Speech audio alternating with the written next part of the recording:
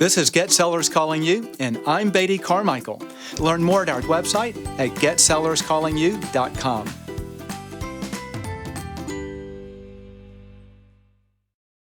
Hey, this is Beatty Carmichael. I'm here in my office recording studio, if you want to call it that. Those actually watching this visually on the video can actually see it. But I have just gotten off the interview recently with Stuart Sutton that we're about to share with you. And I just have to share a couple of comments. Number one, it takes a lot to flabbergast me and to make me speechless when it comes to real estate marketing. But I was both flabbergasted and speechless with what Stuart was sharing. In fact, you'll hear it in this, but I was asking him early on, so if you put the same amount of effort in real estate marketing in a generic sense, like most people do, just kind of general real estate versus in a niche, what type of difference in results do you get? He said minimum 3 times. And the first thing that hit my mind was this. So for the same amount of effort, if I want to triple my business, all I have to do is put the same effort into niche marketing. Okay. And that he said that's minimum. He's seen it happen as high as 11 times. So as you listen to this, make sure that you have a pen and paper handy. You start taking notes. He breaks down step by step exactly how to do niche marketing. And let me encourage you, maybe come back and listen to this a second time. Number 2 thing I want to share is, as he's talking about niche marketing, it's all about marketing, okay? Niche marketing and marketing. We did, if you're not aware, when we first started moving exclusively into real estate marketing for our clients, we did a series of 21 different A/B marketing tests where you test 2 things side by side and see which one actually produces more results. We did this on over 2 million postcards being mailed, and we found a lot of things. One of the things that we found is really interesting, and I put all of this up on our website. And the reason I'm sharing this is if you haven't requested from us this test, let me encourage you just to go to agentdominator.com. And there's a little pop-up window that pops up, and just fill it out. Okay, all we need is basically an email address to send this test to you. But out of those 21 different things, what I share in this is the top 5. And 3 of those top 5 had an 800% increase or higher in terms of results. Meaning, if you got 1 listing doing it the control group way, then you would have had 8 listings doing it the thing that we tested. Okay. So if you're doing any marketing on your own, or you have someone doing marketing for you and you're actually spending money on marketing, okay, let me encourage you, you definitely want this information and start to apply this into your own marketing. And the third thing, real quickly before I introduce the interview with you, is I'd like you to hear from just another one of our clients with Agent Dominator and show you how great we are. And if you want some help growing your business, check us out. By the way, we do everything from automated just hold postcards to geographic farming to sphere of influence past clients to commercial agent attraction for those y'all involved with a brokerage that you attract agents. And then we also do niche marketing as well. So you'll hear that. But anyway, let me share the client message, and then with no further ado, I'll bring in Stuart. Have a blessed day, and thanks for being on our podcast. I had just moved to Hawaii. So I knew 2 things: that I wanted to do well, and that I didn't know a soul. So I approached it with the idea that I wanted to make $120,000 a year. So I started looking for something to put my money into that would get me listing leads. And I found Listing Grabber. And that first year, I think I made $130,000. And I kept doing those 2 programs, and the next year I made $250,000. So it has been a constant, consistent source of leads. And it's an amazing program. It really, really works. If you just apply yourself, you are going to get the listings. So hello, everyone. Welcome again. This is Beatty Carmichael with Get Sellers Calling You. And I've got just a really exciting interview today for you. It's with a good friend of mine. Many of y'all have already heard because I've interviewed him a number of times, but we're doing something totally different on this one. And this is my friend Stuart Sutton out of Round Rock, Texas, if I remember correct, which is a suburb outside of Austin. So Stuart, welcome back. Thank you. It's nice to be here. Always a pleasure to visit with you. And I'm actually in Georgetown, which is probably what 6-8 minutes from Round Rock. So that's pretty close. Okay, so I was close. It may have been your broker that was in Round Rock, but I knew some, or maybe one of the farms we did many years back. That's one of the areas I work. That's one of the suburbs I work. Yes. Okay, so that's what it is. Yeah, so you have to realize with Stuart. So Stuart's been really kind of a unique client with us over the years. By the way, Stuart was one of our first 5 clients. He might have been the very first one, but there were 5 that came in all at the same time. And when we started working with Stuart, it was in farming related, geographic postcard marketing. And we would set up each postcard separate because this is where Round Rock, we would set up one for Round Rock, one for another farm, one for another farm. So you would always be that local expert in that local area. That's correct. Yeah, I remember that. Yeah. And I'll just throw this in. I've been marketing for many years, since the mid 90s. And quite sincerely, this might be a cynical attitude, but I've just never seen marketing companies that send marketing that actually I feel like they really know what they're doing. And I got a postcard that year and I showed it to my wife and I said, now here's a real estate marketing company who understands marketing. And that's when I responded to the card, and we've been doing business ever since. I love it. And I remember sending out that postcard. I've gotten a number of clients that way. And it's interesting when you're looking and you know what you're looking for, it's easy to recognize it. And I have to share, by the way, let me just give up front real quick. We're going to be talking about niche marketing, which is entirely about specifying your marketing down to a very small, focused niche where you can become an expert. So with that, you'll just have to put up with me and Stuart as we kind of catch up a little bit. But I want to tell the story because this is the thing that fascinated me so much with you, Stuart. And I've shared this many times, and you're probably getting tired of listening to your own grandeur from my mouth. But when I met Stuart, Stuart was doing 120 transactions a year. And I was asking Stuart how many hours a week he worked, because most of our clients at that time were probably doing 15 to 20 transactions a year, and they were working like 60 hours a week. Those that were doing 30 or 40 were usually working 80 hours a week, 7 days a week, and they never really had a life.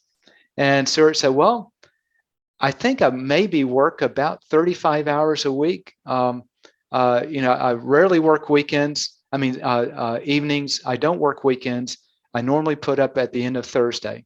And it just blew my mind. So that's how we started. Yeah, I've just been very blessed in that the niche marketing formula is something that helped me accomplish that. And to this day, I really, I never had as much fun in the real estate business as when I learned to manage that time. Yes. And you really can. You can work 35 to 40 hours. You can work 25 hours if you want. You can earn a lucrative income and manage your business if you follow and understand the marketing perspective that we're going to talk about today, because there's a lot of power behind psychological impact in marketing. If you use what's already there, don't try to recreate something that's new and never been, it's already there. All you've got to use what's there. So we'll kind of get into some details about that. Yeah, and I also want for our listeners, when I share these numbers of how many hours Stuart worked, that's his personal production, okay? That's not a team. He doesn't have a bunch of people doing transactions, and he's just sitting back playing solitaire. And if I'm correct, your volume's gone down. Your transactions have gone down, your volume skyrocketed. And what about your hours invested for that? Is it staying about 35, or have you shifted that? Yeah, no, it has. Now, I do spend a little more time on some other things. Right. I know you do.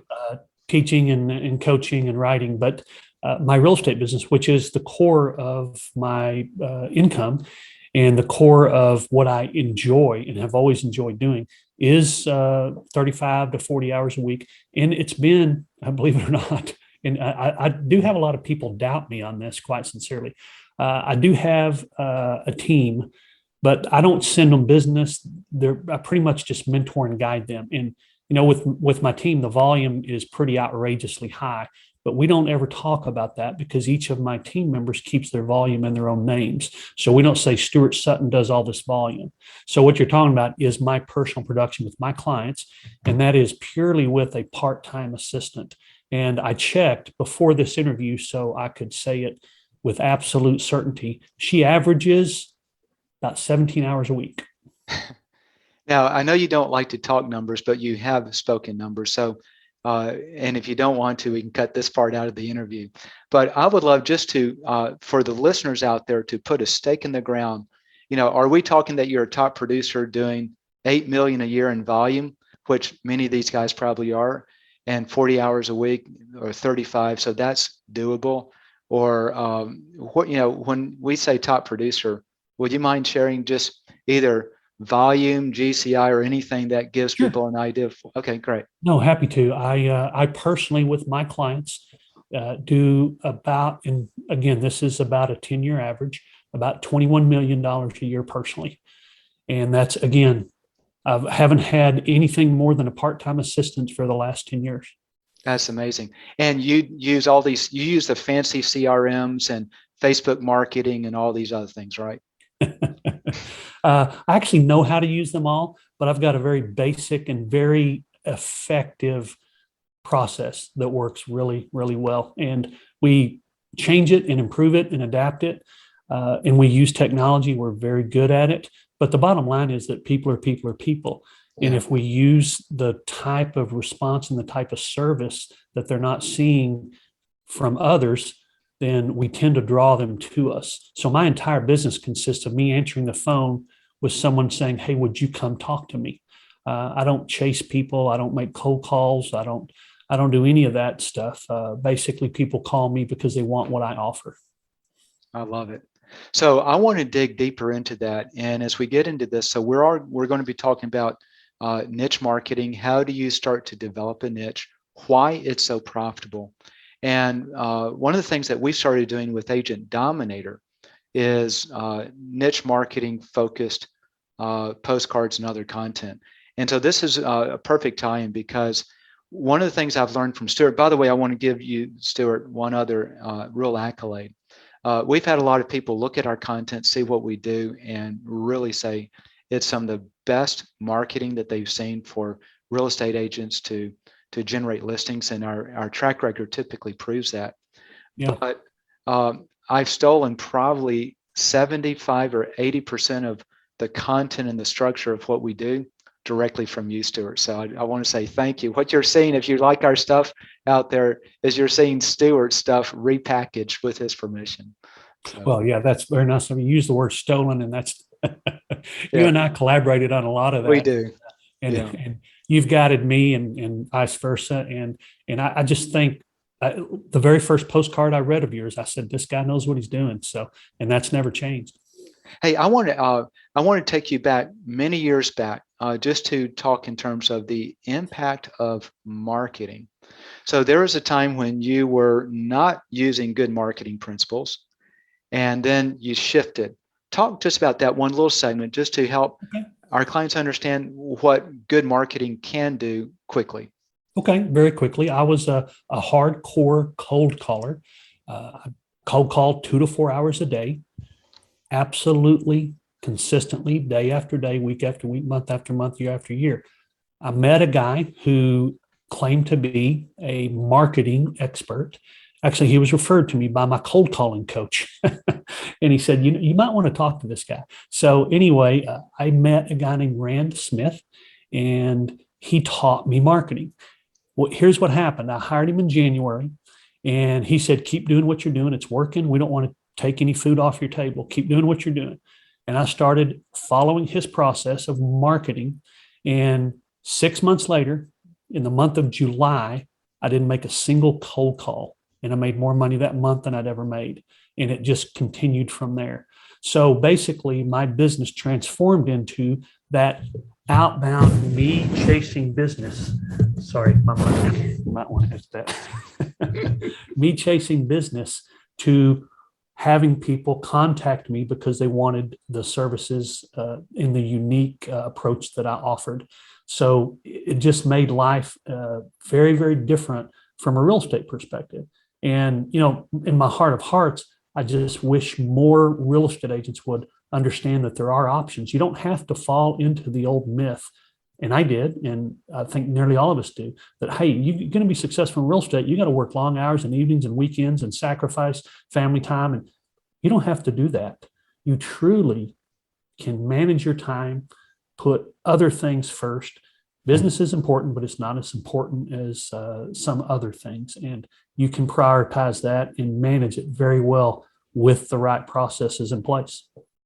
Now, I remember you sharing, because we have a lot of folks out there that, they have young families, their kids are still living at home.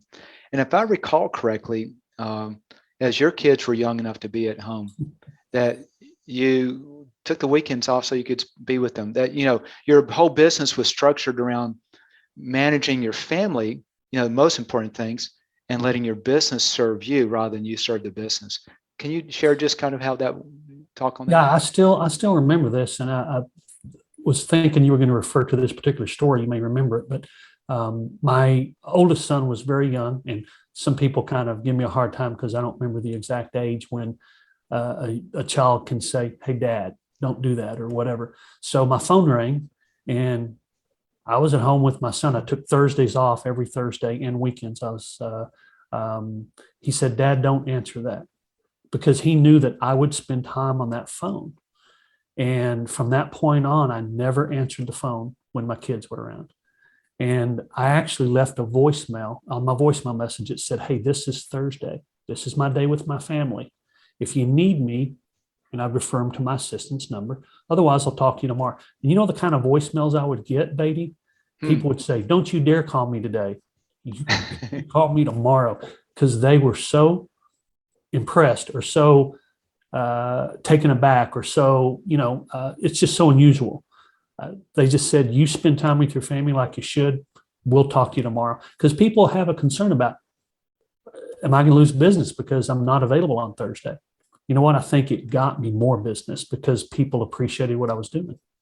That's really neat. I was interviewing another client of ours, and he takes Sundays off. Mm-hmm. He's a strong, committed Christian, and he just lets people know right up front, Mm-hmm. I won't, if you want your house shown on Sunday, I won't be there. If you need me on Sunday, I Right. won't be there. He Right. says he loses some business, but he gains a lot more because people respect Exactly. that's his drive. That's Exactly. They really do. And you'll gain far more than you'll ever lose. so My attitude has always been, and this may sound cynical, I don't mean for it to be, but if I lost business because of that, might not have been the type of people I wanted to work with anyway. yeah. Well, people tell me, I remember I had a marketing guru help me with branding, and he said, take that, don't do videos with, right back there, you see a cross. This is my office. That's, right. And he said, you'll lose business. I said, well, if I lose business because of that, it's business I don't need. Exactly. Well, I don't know if you can see it right there, but that's my Bible sitting right there. Yeah. And I've had people comment on that, and exactly, we are who we are, and our faith is that's one of the things that's more important than our business. That is so true. Moving forward, I want to get into niche marketing a little bit. When you and I met, you focused on two niches. I think you had three sources of income. You had your past clients and sphere of influence, which is kind of a niche, but not really. Right.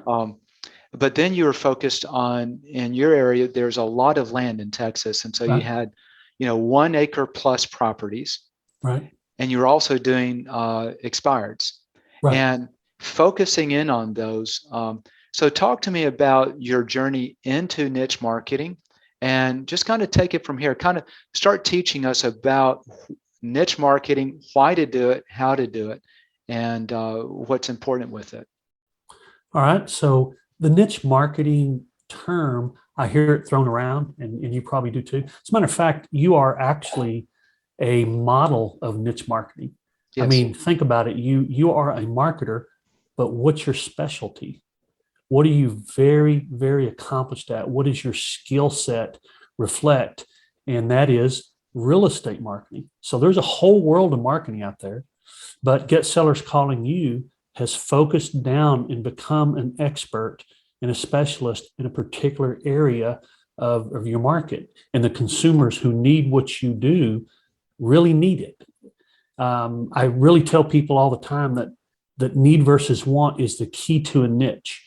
If a consumer needs what you offer and they don't just want it, the need part is extremely powerful. There's so much psychology behind a niche because when you're an expert, when you're a specialist, people see you differently. So we have a whole world of real estate agents, and most are generalists, if you will. And that doesn't mean that some aren't really, really good at what they do and have a tremendous amount of expertise. But where can you take that to develop an even greater level of expertise? And I was going to ask. So sorry, I was going to ask, do the homeowners know that they're in that unique situation? Yes, okay, they do, and that's what's important. So I was going to use an example of, we have an eye surgeon. My wife and brother-in-law and I were just talking last night. He's been her family's eye doctor for 40 years. But when I got glaucoma, I couldn't use him as much as I wanted to, as much as I liked him, as much as I trusted him. I had a need that he couldn't fulfill. So I had to find a specialist who could manage and treat my glaucoma. I had no choice. I had to find someone who could fulfill a need that he couldn't fill. And that's what I'm talking about in the real estate business. There's a lot of real estate agents out there, but if you have a specialization that goes beyond the normal expertise, the normal knowledge of a typical real estate agent, those sellers who recognize their unique property type will respond to your expertise. And that can happen in any number of areas. And the psychology behind it is very powerful because experts are perceived differently than generalists in virtually every industry. You know, I'm talking about medicine because I come from a medical family. And I remember my dad was a specialist. He did vascular surgery. He was like number one in pretty much the world. And you have a general practitioner medical doctor, and then you have the specialist. The specialists always make more money than the general practitioners. And that, I think, is what you're talking about with real estate is if you're a general practitioner in real estate, you're working for your business. But once you can move to niche, you can have your business work for you. Exactly. Hopefully. You're perceived differently by the consumer. And I can share lots and lots of stories. Becoming an expert in an area really takes out that, well, my sister-in-law is a real estate agent. I've listed homes in my niche where they had relatives local in my market and they chose to list with me instead. Very interesting. Listed homes for actually executives for other real estate brands who called me to list their property and said, you can't tell anybody who I am. That's how powerful that expertise factor can become. Wow. That is, that's really amazing. I have, in working with clients for all these years, then the thing they frequently say, well, you'll never get it from everyone's sister-in-law is a real estate agent or their brother. And it's hard to get listings here. And no, it's not that hard. You just have to be different. And I love the fact that executives of a real estate brand would hire you instead of their own agents to sell their house. That's great. That was an amazing experience. I bet. Tell me more. So what we do is basically go through the process of explaining why a niche is so powerful, why it's so impactful to the consumer. And then we move into the product knowledge, gaining the knowledge in the niche. Well, how do you become an expert at townhomes? How do you become an expert at lakefront properties? How do you become an expert in any given area? So there's some research involved to make sure that the business is there. And there's some very hard and fast ratios that you can look at to say, yeah, I spend money here, I'm going to make money. Hey, let me ask you a question. I hate to interrupt, but just I want to bring this in the top part of the funnel as we come down. If you were to put the same effort in a niche versus just generally in real estate, what's what's the return on the niche versus the general? Does that make sense what I'm asking? It does. And I actually know that what the return is. Minimum 3 times. 3 times? Are you serious? Minimum 3 times. Yep. Same effort in a niche, you'll earn 3 times more for that same effort? Minimum. Are you working 3 times more hours? No, absolutely not. Is it really, it's that powerful? Yeah, I've got one, Beatty, that I showed, and I showed hard examples to the group I was teaching that in this, and I said minimum 3. The most I've ever experienced is 11 times. And it was basically a test across one general real estate effort compared to the niche effort of the same kind. And the niche effort brought me 11 times as much business. Now, the other one was profitable, but the niche one was extraordinary. But I don't use that because I don't want everyone to run around thinking, well, I'm going to increase my income by 11 times. But 3 times is very realistic. That's, as a matter of fact, I would say that's the least. That blows my mind. I knew it was, I never realized it was that high. But going back and thinking just through traditional, other niches in marketing, that makes sense. So 3 times. I'm not sure where to go from here. Okay, so now let's get. How do you start a niche? So now it's easy for you, Stuart. You're over in Texas, lots of land, so it's easy to say, okay, I'll just focus on those houses with 1 acre plus. It's shocking. There are a lot of markets around the country with small acreage properties as well. So once you get past the city, out into the suburbs, yep. And you can pretty much just draw a circle around Austin, and just beyond the suburbs are small acreage. But within, and as a matter of fact, I taught a session today, and we went over all the different kinds of niches there are, and there are so many. So a lot of it has to do with, a lot of people just can't stand the thought of, well, I got to drive out to there to that 2.5 acre property. I mean, if you have, 10,000 condos within, 10 miles of your house, I mean, there's an extraordinary opportunity right there. If you live near lakes, if you have homes with views, if you have homes in gated communities, you have country clubs, if you have golf courses, there's so many different opportunities to gain a level of knowledge. And the premise is very simple. Can you gain a level of knowledge that exceeds the typical real estate agent and that is perceived as valuable by the consumer? And that's the basic premise. If you can do that, then you're going to have all the business you want to have. So let's talk that second. I'm going to make a note to come back. Let's talk first. I'm a real estate agent. You got my attention. Minimum 3 times, maybe 4 or 5 times more than general. I want a niche. How do I go about figuring out what type of niche? What do I do? We start with numbers.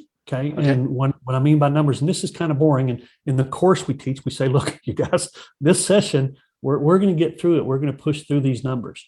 But we really address some ratios that most people don't pay a lot of attention to. So one of the reasons that we get, and one of the reasons we have such success when we start agents on farms is because we do the numbers. Yes. So let me just give you a quick example. Let's say you have an area of 1,000 properties, and last year, 100 of them listed their home. That's a 10% ratio, right?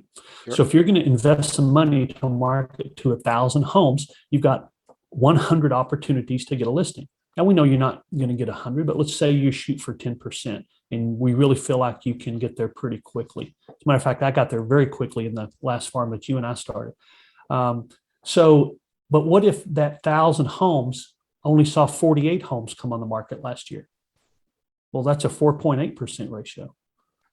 I mean, if you look at different types of property and look at the turnover ratios and find out that, hey, I really like this type of property, I think I want to work it, but the same dollar spent will make you half the money, why would you go down that path? Okay, so this makes sense. I'm going to correlate this back to geographic farming. If I'm going to do a geographic all these farm, principles, I'm sorry to interrupt you, these principles work for geographic farming as well. The only reason I prefer a niche is because the expertise, and I've proven this in my business, the expertise perceived in a niche is a higher level than an expertise. I'll say that eventually, than the expertise perceived in a farm. Farming is great. And as a matter of fact, I do it. It's a very nice stream of income. But the expertise from a niche is actually higher level of respect from the consumer. But the same principles do apply. So just to help our listeners correlate, so if I'm going to choose a farm, I would pick out maybe 5 different neighborhoods. I would look at the turnover rate. I would look at the average sales price. I multiply those together. That gives me what I call my sales turnover rate.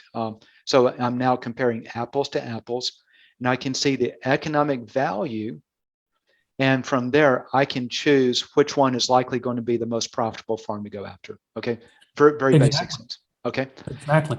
And you've actually created a new ratio, and I like it. It's the sales turnover ratio. I like that. Yeah. You and I actually worked on that back in 2014. Oh, really? Okay. Yeah. I stole it from you. I mean, I borrowed it from you. I need to. Well, as long as, like you said, if you can compare apples to apples, now you're actually making some progress. Because yes. I remember when I started my very first farm, I went out and knocked doors and I worked my tail off. I was diligent. I was obsessed with being successful there. I did everything I was supposed to do, everything I was told to do. Hardly anything happened. And it turns out I was farming one of the most stable neighborhoods in America because I just simply didn't know to do the research beforehand. Yeah, I was talking to a client just recently. We've been in his mailing to a geographic area now for like 3 or 4 months, and we've had no results. I said, well, let's see how many listings actually came on the market. Like 1 or 2. It's like it's dead right now. So yeah. So back to niche marketing. So to pick a niche, you're just going to look at these category groups: small acreage, townhome, golf course, gated community, whatever these niche areas could be. Mm-hmm. And you can run the same analysis as if you're doing a geographic farm, right. Because really we're farming a niche as opposed to a geography. Right. Okay. And if the niche is big enough, for example, let's just take zero lot line homes or gated community. If there's enough of those in your market, you can choose and you say, hey, I don't want to decide between lakefront homes and gated communities. I know what I want to do, but you can choose the best of the best or the best of what there is. So you could take the best turnover in those communities. Let's just say there's 27 townhome communities. Well, you could take the 10 best turnover ones to start your niche with. Yes. And then move on from there rather than just picking the ones you like and they turn out to have the lowest turnover. Okay. So this takes all the mystery away of how do you pick the right niche? You simply analyze it like a geographic farm. Exactly. I helped someone choose one recently where there were the turnover rate meant they had to market. And what we can do is we can back this out. They wanted to make $100,000 from their niche. That was their first goal. So in order to accomplish that, they needed to market to 1,333 homes versus another option. They would have had to market to nearly 1,900 homes to get the same opportunities for listings. And that was simply a difference in the turnover ratio. Wow. So which would you rather do? Spend the money to market to 1,900 homes or spend the money to market to 1,300 homes? Yeah, 1,300 all day long. So now we've got a niche picked out. What's the next step? Well, the next step is branding. And a lot of people ask, what's the difference between branding and marketing? And I think you and I can probably collaborate on this definition, but I'll start and then you add anything you want. But I believe that branding is simply the consumer linking my name or my brand to a service they need. Okay, yes. So mine is 1 acre plus homes. And the consumers that receive my marketing link that to, hey, when we sell, this is someone we need to contact. So through branding efforts, they link my service to their need. Marketing means they respond to me. They get a marketing piece, they do something, they go watch a video, they go get some information, they go look at houses, whatever the case is. So marketing is response. Branding is linking the name to the service. Does that make sense? Yeah, it does. Branding, I teach it is positioning in your mind. Exactly. And that's great. I would add maybe one more 4 words to your definition. Branding is the consumer linking your name to the service they need as the perceived expert. Perfect. Yeah. I like So we that. start with branding, and Okay. How do you do that? a lot of people really kind of question some of this, but let's just kind of go to a lot of what we do, and a lot of what you do, a lot of what I do was brought from outside the real estate industry. Mm-hmm. Because guess what? Marketing principles work because people are people are people. So if you want to start a niche and you want to brand that niche, I highly recommend that you brand the niche as the property type it is. Okay, so if you live in Kansas City and you're going to do waterfront homes, Kansas City Waterfront Homes, KansasCityWaterfrontHomes.com, et cetera. Now, I wouldn't do it as Beatty Carmichael, and I specialize in Kansas City Waterfront Homes, because now what we're looking for is, okay, Beatty Carmichael, don't you sell regular houses? Don't you do this? Don't you do that? If you Google somebody, let's just say, and I have actually done this. I've got some friends who have a very high level of expertise and are very successful at this. And I Googled them, and I use this as an example. I Googled owner financing homes in a certain market. Okay. And what came up was Russell Johnson, Zillow, Realtor.com, the MLS, Betty Anderson. And then guess what else came up? Owner finance experts of that market. Now, who do you think people might click on, be most likely to click on? Russell Johnson or owner financing experts of Austin, owner financing experts of Kansas City? Does that make sense? Yeah. So you're using the branding as also part of your marketing, because that's what they're going to search for. And that's what they're recognizing exactly what it is. Exactly. Yep. The brand, basically, it's very easy to discern. That is what my need is. I need an owner financing expert. It's really pretty obvious. Yeah, that is. So the brand is descriptive, and I think this is important. We're not trying to create a special wow name that, oh, look at my name. Okay, Right. It's just very plain. 1 acre plus for you. That's 1 acre plus properties. Okay, and very descriptive. You're listening to the Get Sellers Calling You podcast. To increase sales from past clients and sphere of influence, or from a geographic farm, learn about Agent Dominator. We guarantee your sales in writing or give your money back. To learn more, visit our website at getsellerscallingyou.com and select Agent Dominator from the menu. And now, back to the podcast. And I think that, again, as I said earlier, we tend to bring things in from outside real estate. And I think a lot of agents just don't do that. But let's take a look at a pretty simple example. When Toyota decided they wanted to sell luxury vehicles because it's quite profitable, did they build an expensive Toyota for $100,000? No, they changed the name. They started a new brand, because why do consumers want a luxury vehicle? I mean, there's other reasons, but one of them is, look what I drive. Look how nice a car. Look how expensive a car I have. Well, your friend drives a Mercedes. Is he going to be impressed by your expensive Toyota? Probably not. So they started a brand new brand, and it competes very well with Mercedes. But Mercedes is an example of success in niche anyway. They're the number 12 car company in the world. You don't hear them running around going, hey, we're number 12. They're number 1 in their niche, which is luxury automobiles, which is a pretty profitable niche in itself. So Lexus is their competitor, not Toyota.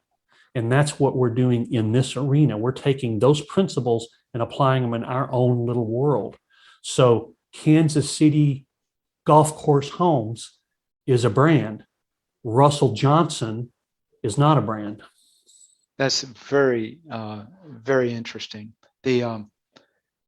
I like that, because most agents want to brand their name, which makes a lot of sense. Which is fine. As a general. Yeah. My name is branded for my general real estate business. Right. Exactly. But your niche market is branded to your niche. Exactly. and it's a separate income stream. It's nearly a parallel business. I have a Yes. set of business cards, Beatty, for Real Estate by Stuart. I have a set of business cards for my niche. I have a website for my regular real estate business. I've got a website for my niche. It's virtually a parallel business. That is fascinating. All right. So once we come up, so the branding is the name that we're going to call it. And this is going to now be the persona under which everything else drives.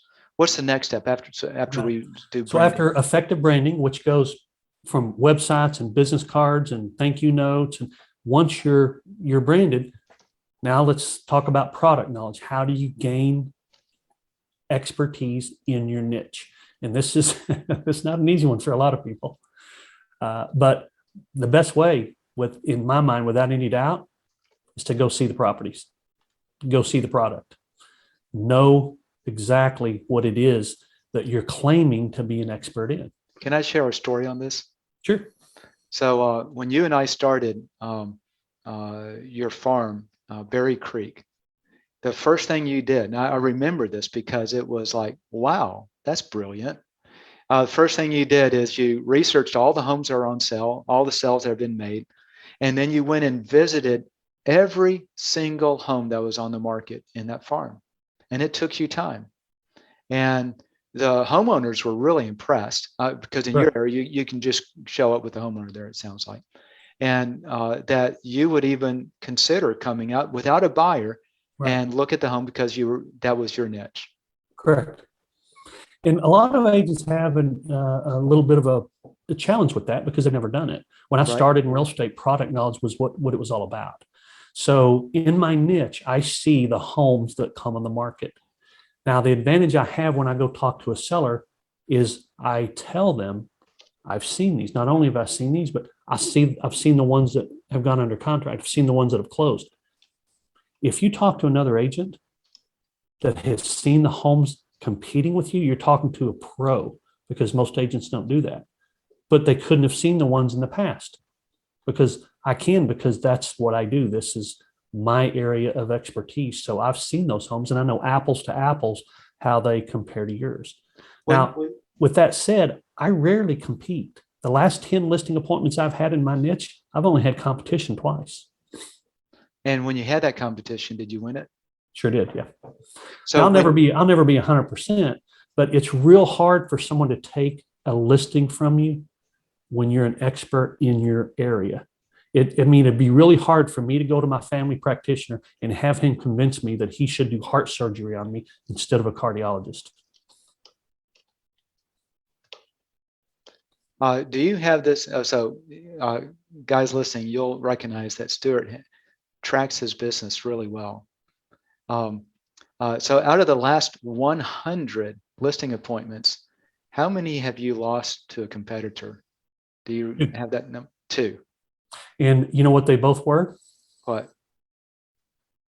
Either the husband or wife wasn't there. Very interesting. So I know for a fact, if I can get the husband and wife both there, there's a very good chance I'm going to walk out. See, most people actually call me knowing they're going to list with me. Vast majority. And the mindset and this is, again, let me go back to the psychology of the niche. And here's the reason I know this is because I ask sellers. And one thing I would highly encourage you to do is become very inquisitive. Ask sellers questions. Do you mind me asking why you called me in the first place? Do you mind me asking me what prompted you? Well, your marketing. Well, was there something in my marketing that really caught your attention? Well, all of it. Yeah, but was there something that kind of made you think, gosh, we really got to talk to this guy? So ask questions. And what I found out is over the years, what people will do is they'll call me thinking, all right, we're going to call in this so-called expert. And if he is what he says he is, we're going to go ahead and hire him. If we don't like him, then we're going to call the next agent. But if he is what he says he is, or what he markets and what the claims are, why wouldn't we hire him? So that's kind of their attitude with an expert. So if you're an expert in golf course homes on the golf course, and you get a call for someone to come out, they're probably going to talk to you as the expert. And if they don't like you, then they might not go to the next person. That makes sense. You're going to be the only person a lot of times when you market well within your niche. Very fascinating. I've got to bring up one story. So I released one of our mastermind calls that we did in 2013, 2014. We knew each other then? Well, yeah, really. We met in 2012, Yeah. and you said, "Hey, Beatty, why don't we do a 1 hour mastermind call every month for your people? I'd love just to show up and we can talk." And so I would interview you and take copious notes, and that's how I jumped in with how do you adjust marketing specifically for real estate. But I asked you the same question: out of the last 100 listing appointments you had, how many did you lose to a competitor? And you said, well, up until yesterday, it was 2, but there was a real unique circumstance on that one day, and now it was 3. So your numbers haven't changed. It's always about 2. I love it. It's about that. Yeah. All right. So expertise in your niche. What else do we do? So expertise, got to gain the product knowledge. You go visit the homes on the market. What else do you do to get expertise? You gain the expertise by seeing the product and knowing, and because pictures and videos just can't tell you the whole story. You know how many homes I've been to where the photographer just didn't quite get the angle of the area of the patio that was falling off? I mean, you really got to know what is going on with the homes so that you can converse intelligently with a seller or a buyer about a home. So knowing the product, and I'll also add this: when you walk into a listing appointment to talk to a seller and you have seen the homes, your level of confidence is just skyrocketed compared to if you haven't. Try it and trust me, you'll see what I'm talking about. I remember, I hate to interrupt, but I got to tell the story. Back at Berry Creek, okay, for those who don't know, so Berry Creek says 980 homes plus or minus. And Stuart had never marketed there. There are 2 top agents who basically dominated it. Actually, 3.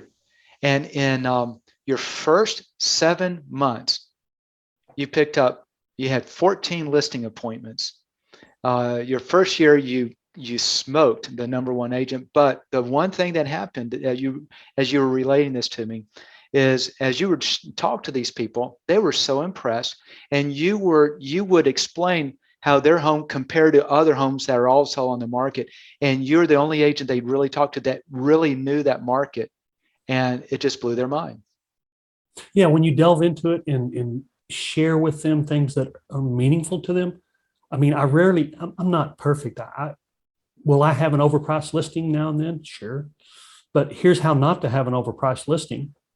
Know your product. Yes. Know exactly how it compares to the other homes, so that you can nearly walk into a home and know about what it's going to sell for.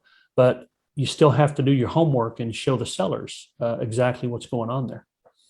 So in addition to product knowledge, you've got what I call market knowledge. How does my niche compare?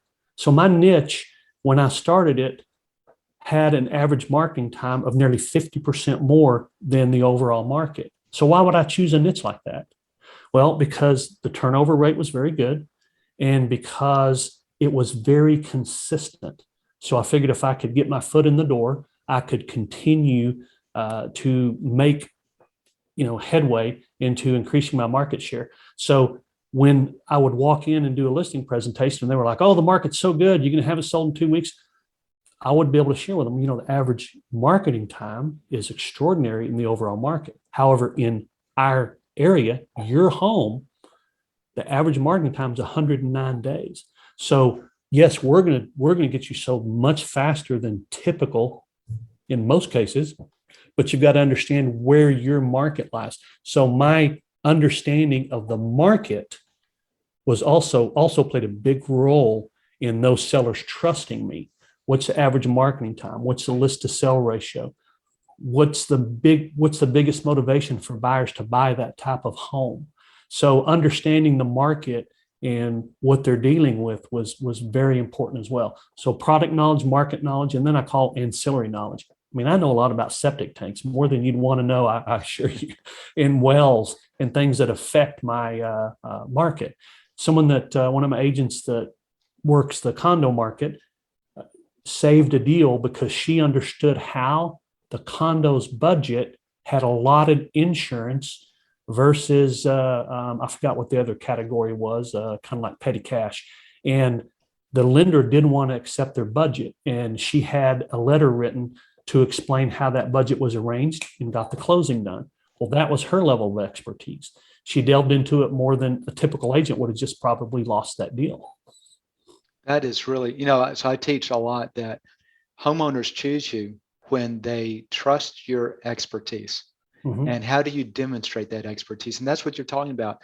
When you visit with these homeowners and you start talking, this is rolls off your tongue. It's just second nature Mm-hmm. to you.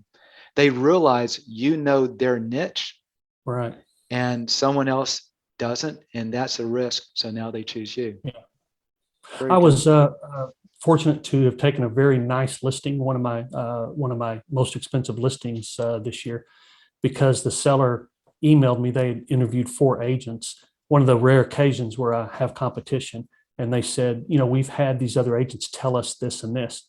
So I responded and I said, I tend to be blunt, so let me apologize for that in advance. But their responses have to do with typical marketing. You're on 3.9 acres. It doesn't apply because of this and that and the other. And here's what we would do to increase the impact because of the type of home you have. And he responded and said, hey, I appreciate your forthright, straightforward answers, and we want to hire you. I love it. And it had to do with my expertise and understanding of that. And the fact that those typical agents weren't giving bad answers. They were just giving general answers that were far less impactful to him as an owner of the type of home that I have an expertise in. I remember back in the old computer days, you remember when you kind of pound on the computer and it'd start working again? So I think this is probably a true story, but one of the great big old IBM corporate computers, it wasn't working. So they called in this expert, and he came in and he looked at it and he hit it in this one spot. It turned right back on and everything worked. So he gave an invoice for $10,000. This is back in the 70s. And the guy, $10,000 for what, for 60 seconds, for hitting the computer. So he rewrote the invoice, like $10 for hitting it and, $9,990 for knowing where to hit and how hard. So it's that expertise. It really does make an impact. That's great. That's a great story. I think that is true too. I think so. All right. So what's next? We got picking a niche, branding, expertise in your niche. Then what? So now we're going to talk about actually going into the marketing area. Okay. And marketing, again, is getting response or getting the consumer to do something. And what we chose to have them do was to go online and watch a video, short video, and we have lots and lots of them up, but our market would send them, and our feeling was they'd get to know a little bit about what we do, who we are. And when I say we, it's really me and my assistant. And get a feel for what kind of service I provide, what my philosophy is, et cetera, et cetera. So we just started sending out marketing cards, but we did it in a very, and to some people, and I remember when I started that farm in Berry Creek, and the way I did the cards was a little bit, seemed convoluted to someone who didn't recognize what was going on. But in that farm, I would send the general mailing, and then I would send some small targeted mailings, but I would rotate the small targeted mailings so that everybody in the farm eventually got one, right? So I had another database in that farm, which I called past expired. So anyone who had taken their home off the market without selling, expired, withdrawn, whatever your MLS categorizes it. So we went back many years and pulled all of those, and we cleaned it to make sure they'd never relisted their home. And so we had that list. And here's how powerful that list is. And it works the same in niches. In Berry Creek, the year you were talking about when I got 14 listings, 7 of those listings came from a list of 71 past expireds. Wow. Another 7 came from the other 800 people. Wow. So that's how powerful that is. So in the niche, what we do is we develop the general mailing database, and then we clean up all the past expireds from the niche, because that's a list of people who at one time wanted to sell their home and failed at it. So who would respond to an expert more than someone who had experienced the failure of a generalist. Does that make sense? That makes perfect So we didn't sense. point out that it was a failure. We just point out, because we are an expert, here are the things that you'll want to pay attention to. So that general database, and then the expired database. Now here's the next one, out-of-town owners within your niche. So anyone who lives in Orlando and owns a condo in Kansas City, that's going to be someone on your out-of-town owner list. Now, it's not expensive because your general database is going to be a once a month mailing at first. And then we actually have extended it out to every 6 or 7 weeks because we've got such a strong foot in the door. And they still think they get it every week. Right. I'll get a call. We get a card from you every week. Well, I'll go check, and they've only gotten one every 6 weeks for the past 6 months. But anyway, so then let's just say that let's just use 1,000. You'll probably have 100 past expireds from the past 3 to 5 years, and that's a very affordable mailing. And we do that every other month. So we have a process of, okay, who do you market to, when, and how? And so that process we've kind of improved and adapted and worked on over the years. And we have 3 databases within the database that really create a very powerful presence for us. That's really interesting. 3 databases within the database. I'm impressed, but that makes a lot of sense. Well, you've got the general database plus Yep. 3 other ones. And the third one I'm talking about is what I call a targeted database. So I'll tell you what my targeted database is all homes in my niche with senior exemptions. With what type of exceptions? Senior tax exemptions. Okay. So it could be, in that might be something different. For example, in Berry Creek, it had nothing to do with tax exemptions. It had to do with the best selling type of property. So we identified the best selling type of property in there, and then we identified the properties and did a separate mailing on that. And I think that was about 60 or 70 people. So we had the major database, and then we had 3 databases within that database. But they each got different mailings. In other words, the expired got a mailing that was pertinent to and spoke to someone whose home had expired. The targeted one got a mailing that spoke to them and the type of property they owned. Out-of-town owner, services that would be compelling to someone who didn't live in the same market. But they were all branded as experts in the niche. So all of those people, think about it, the expireds, out-of-town owners, the target people, they get our general mailing, but then they get another one specifically designed for them. That's brilliant. Yeah, I totally see it. That's really brilliant. Well, thank you. Yeah, I mean, I'm over here trying. I'm sorry, guys that are listening. I'm processing and saying, now, how can we execute on something like that? Yeah, that's definitely your processing phase. Yeah, that's definitely my processing phase. Okay, let me think this one through. But that is brilliant, and I see why, because most of the marketing anyway is kind of what I'll call the general thrust of that niche. But now you have a micro niche that every now and then you send them another marketing piece that focuses on their micro issue. Exactly. And now you become the expert for them as that micro niche. Exactly. That I really like that. Well, you've heard of, and this isn't really a great topic, but in every industry, there's there are specialties. In the legal industry, there are specialties. Well, a divorce lawyer is a specialty, right? Well, Right. You've seen commercials on the company that not only have they specialized in as a divorce lawyer, but only for men. So they've taken that niche and drilled down even farther. Very interesting. I want to ask a question on the short videos. Do you find that the people in the niche, because they know they're in a niche, will they actually watch more of those videos to educate themselves about you than someone in kind of the general market? No doubt. As a matter of fact, it's very rare that I go to an appointment where they haven't watched multiple videos and understand who we are and what we do. And are these videos descriptive in terms?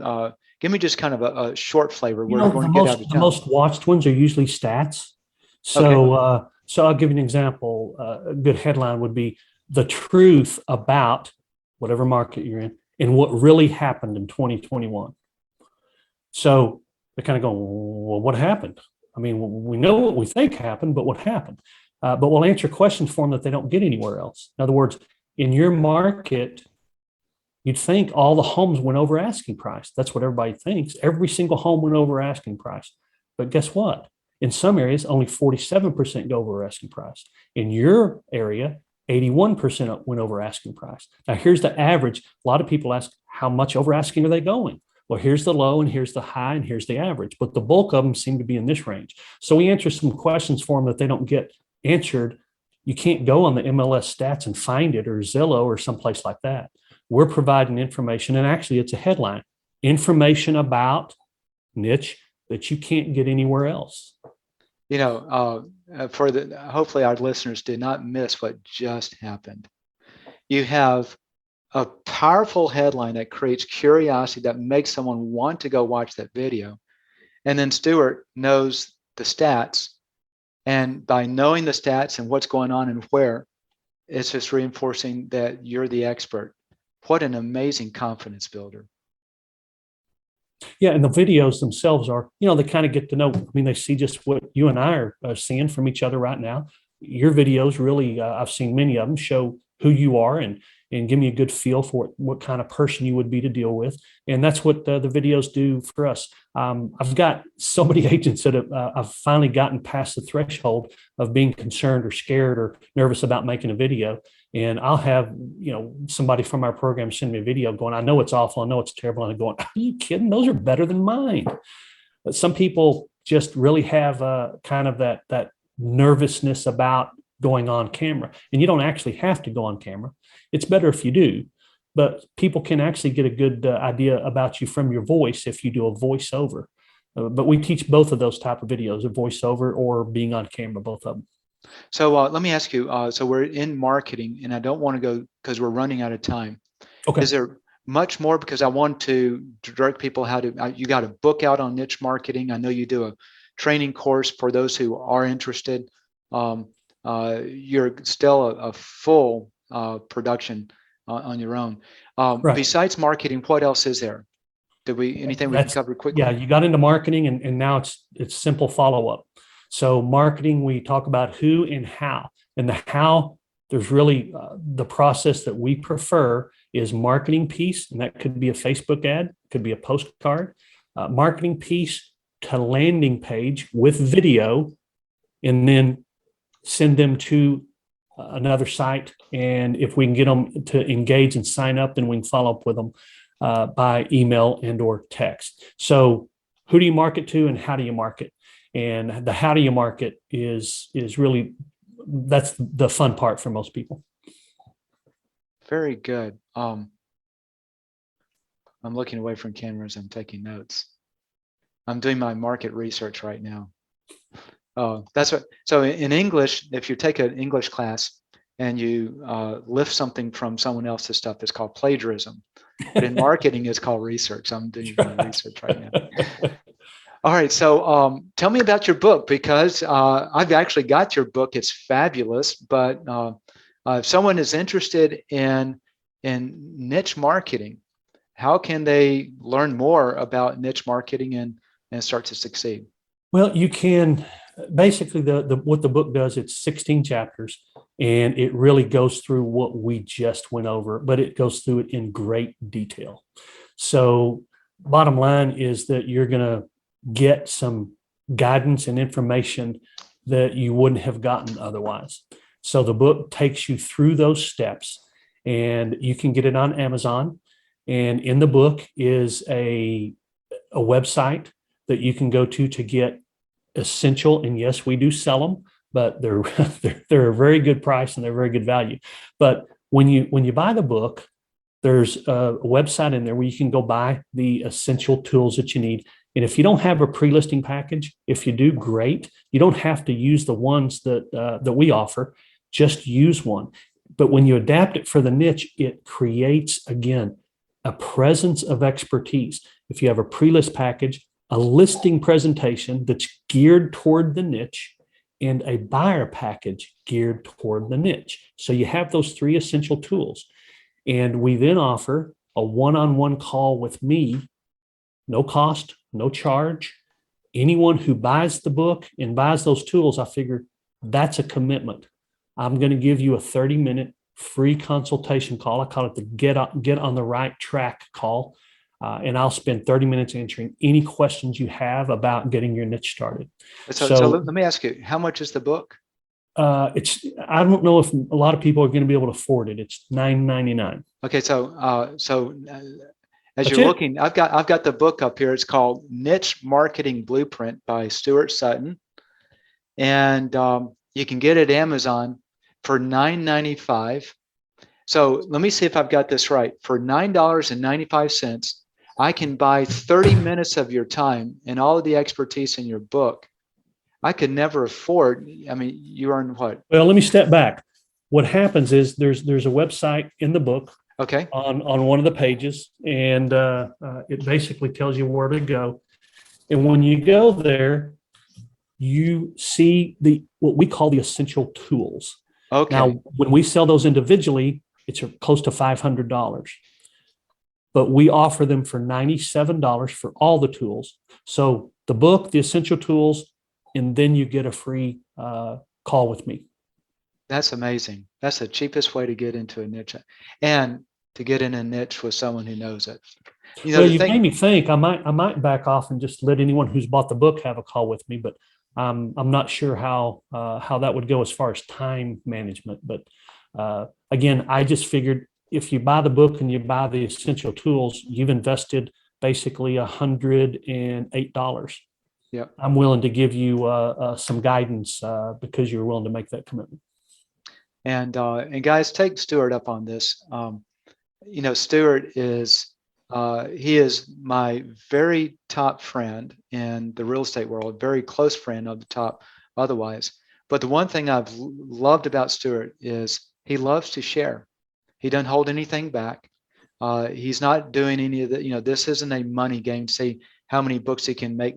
You don't make money off of a $9.95 book. No. So I trust me, I know that. But let me encourage you, if this holds interest, if you want to 3 times minimum more business for the same effort, that still blows my mind. If you want that, this niche stuff is the way to go. And it's very powerful. And Stuart, I really have to say, I don't know anyone who understands niche better than you. I work with a lot of clients who do niches, but one who understands it and consistently outperforms every niche that you have touched, at least the ones that I'm aware of. I'm just real impressed. And well, thank you. It's very nice. And your book is fabulous. I've gone through it. Yeah, it's very nice of you. So before we I appreciate the chance to visit with you. Yeah, I appreciate it. And before we wrap up this call, is there anything you would like to share final with our listeners? Well, you kind of put me on the spot, but I would say very simply, the book it really is going to help you even if you don't start a niche. Now, I hate to say that, and here's my subliminal voice: start a niche, start a niche, start a niche. But if you don't start a niche, you're going to learn some principles in that book that are going to help you with your real estate business, period.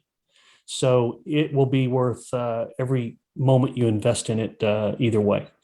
And I can also tell you, if you're already a customer of Get Sellers Calling You, you know that process is effective and it works. And using that process when you start a niche really is a strong consideration because having somebody actually fill that role for you at an affordable price can really help you get your feet on the ground as far as that niche is concerned. And if you want to start doing the marketing yourself in the future, you certainly can. But sometimes just having a little help in that arena can get you going faster. It really is. And this will show how close Stuart and I are. Stuart knows me as Beatty Carmichael, the brand agent dominator, or Get Sellers Calling You sometimes. Or listing grabber. Or listing grabber. That's right. That's what it was when we first did it. The first one, yeah. Yeah. So we're actually going to bring out the old listing grabber cards because they still have a great spot, and we have clients still using them, making lots of money from it. So they were good. They got me. Yes, they certainly did. Well, everyone, we're going to wrap up. This is at the top of the hour or a little bit over, and hopefully you've taken a lot of notes. Let me encourage you, go back and re-listen to this and take notes. Start executing on this and buy the book and put your business in overdrive. So, Stuart, thank you so much again. This has been just an absolute pleasure.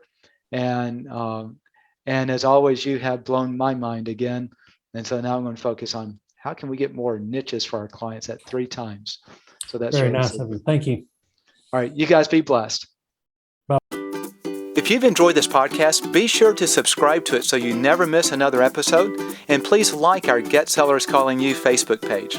Also, if you want to increase sales from past clients and sphere of influence, dominate a geographic farm, or convert home valuation leads, check out our Agent Dominator program.